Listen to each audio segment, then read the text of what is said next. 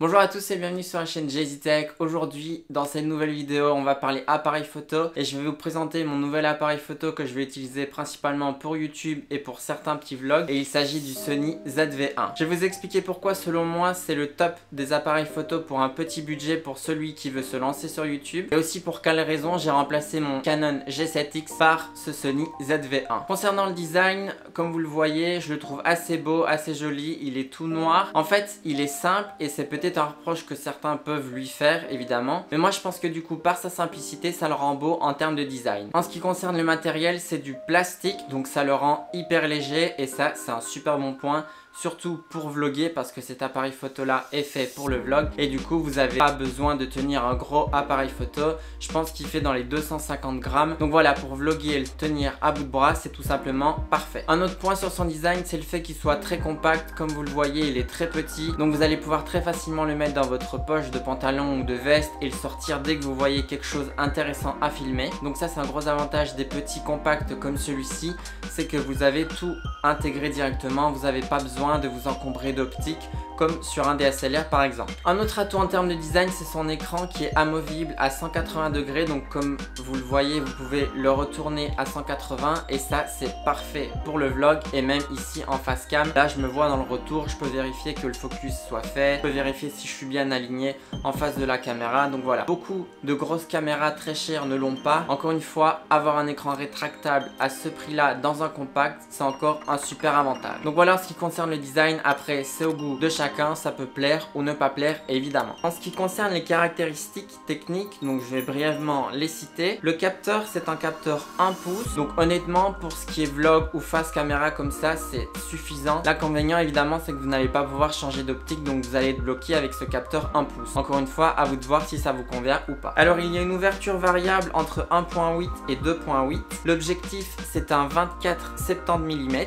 En termes de résolution, vous allez pouvoir filmer en 4K jusqu'à 30 images par seconde et en Full HD jusqu'à 120 images par seconde. Sachez juste que si vous voulez filmer en 4K, l'image va être un petit peu zoomée. Le micro intégré a été amélioré et optimisé pour le vlog, c'est-à-dire qu'il va capter les sons qui arrivent de face et pas les sons ambiants. Donc encore une fois, parfait si vous parlez face cam. Sachez que vous pouvez brancher un micro externe, comme c'est le cas ici. J'enregistre avec un Rode VideoMic parce que du coup le Sony ZV-1 a une prise audio externe et du coup vous allez pouvoir brancher un micro externe si la qualité du micro intégré ne vous convient pas. Donc encore une fois, il y a très peu de compacts sur lesquels on peut venir brancher un micro externe. Dernier point en termes de spécificité, et pour moi c'est super important, c'est qu'il n'y a pas de limite d'enregistrement et ce même en 4K. Donc comme vous le savez peut-être, sur la plupart des compacts il y a une limite aux alentours des 25-30 minutes, c'est-à-dire qu'au bout de 25-30 minutes d'enregistrement ça va se couper sec. Donc là plus aucun problème, vous appuyez sur le bouton enregistrer, vous vous tracassez pas du tout de la limite de temps. Dernière étape de la vidéo, c'est les points qui m'ont fait acheter ce Sony ZV-1. Premier point qui m'a fait acheter ce Sony ZV-1, c'est le fait que son autofocus est incroyable et je sais pas si vous l'avez peut-être remarqué sur mes anciennes vidéos, mais avec le G7X j'avais un peu du mal à gérer le focus parce que je suis pas expert, j'en apprends tous les jours et des fois sur certaines vidéos le focus était un peu mal géré. Et ici plus de problème parce qu'il y a même un mode présentation de produits et comme vous le savez on présente beaucoup de produits sur la chaîne, donc dès que vous passez un objet devant le focus se fait instantanément. Franchement pour un compact à ce prix là, encore une fois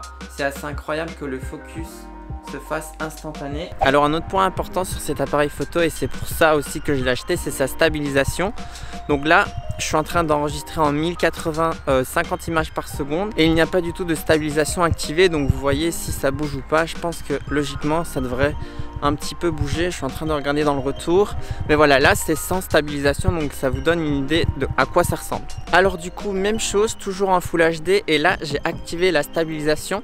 Donc il y a deux modes de stabilisation, la standard et l'active. Là je suis en mode standard et d'après ce que je vois ça bouge encore un petit peu, mais c'est déjà beaucoup mieux stabilisé que quand elle était désactivée évidemment. Alors là je suis en active maintenant, donc là ça ne devrait plus bouger du tout.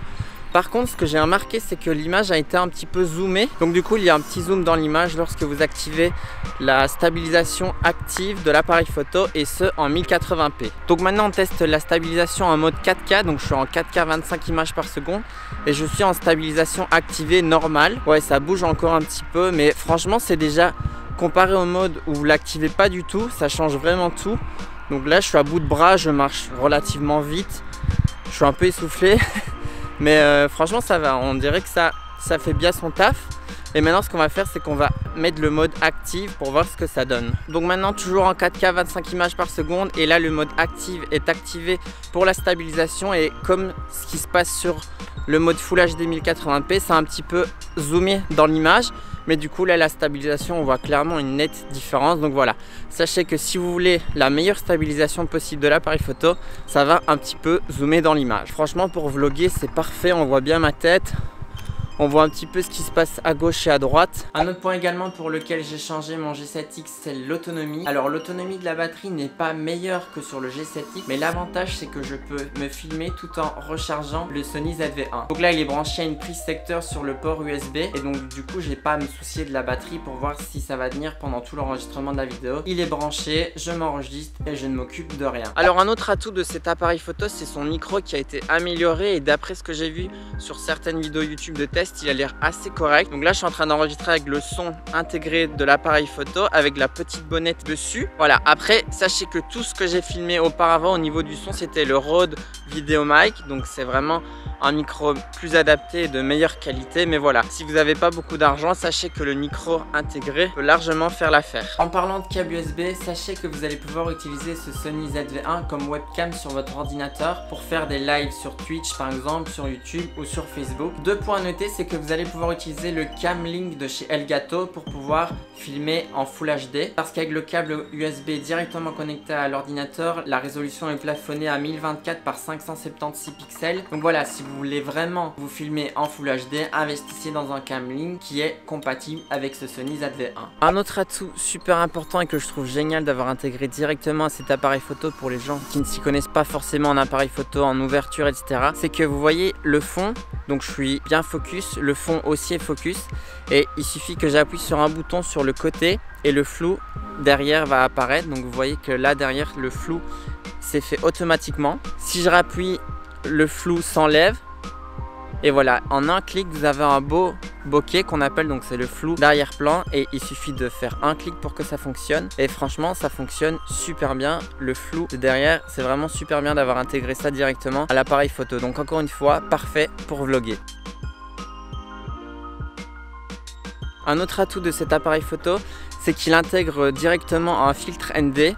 Donc là, le filtre ND est activé. Si je le désactive, vous voyez, il y a beaucoup trop d'exposition. Donc voilà, c'est directement intégré à l'appareil photo, et du coup vous n'avez pas besoin d'acheter un filtre ND en plus que vous allez devoir fixer sur votre appareil photo.